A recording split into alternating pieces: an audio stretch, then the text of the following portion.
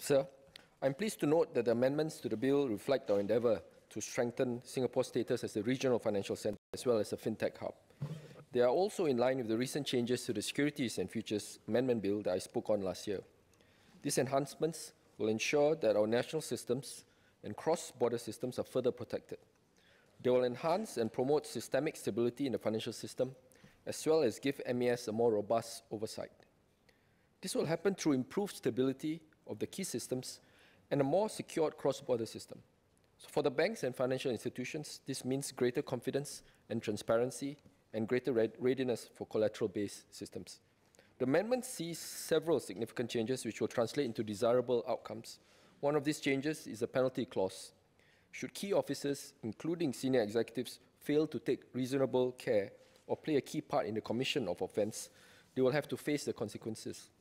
Holding key officers accountable is really important, as according to CEO Today magazine, leadership shortcomings often emerge as a principal underlying cause for bank failures. Next, with some more precise designation criteria in the bill, the industry and stakeholders will benefit from greater clarity.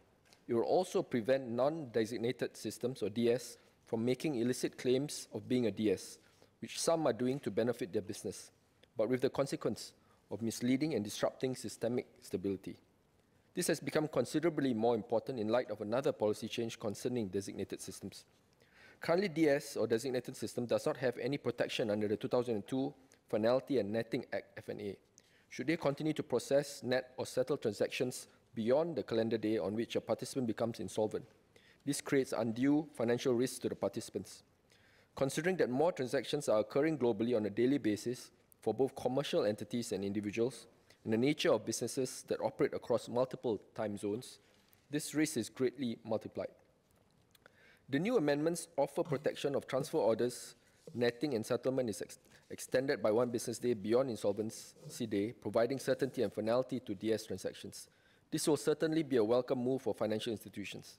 For the DS which utilizes collateral as part of the netting and settlement processes, the introduction of collateral security and collateral holder will help extend further insolvency protection and mitigate credit risk.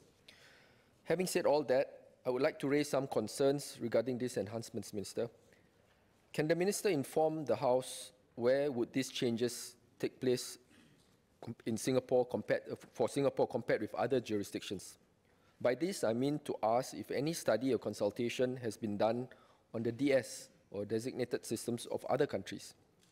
The rise of fintech has brought about many new technologies and innovations that are vastly different from traditional financial methods in the delivery of financial services. How forward-looking are the enhancements in ensuring that transactions via these new technologies are adequately protected?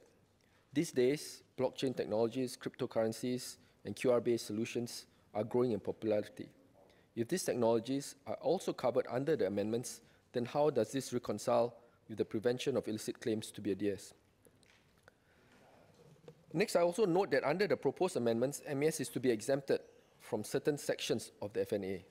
Can the Minister elaborate further on this self-exemption and what aspects of the insolvency law are carved out by virtue of the FNA? The security of domestic operators of DS is another matter or aspect to be considered. Banking Computer Services Private Limited, which handles the Sing dollar cheque clearing system, the US dollar cheque clearing system, and interbank gyro, and the settlement institution for the US dollar cheque clearing system is Citibank, a foreign bank. What are the contingencies made in the case of insolvencies of a foreign bank in this instance, or for that matter, domestic operators, such as Banking Computer Services or BCS Private Limited, should they be affected by other operational risks? Finally, moving towards a cashless society means we should anticipate more sophisticated payment systems, and it is important to constantly review the relevant policies.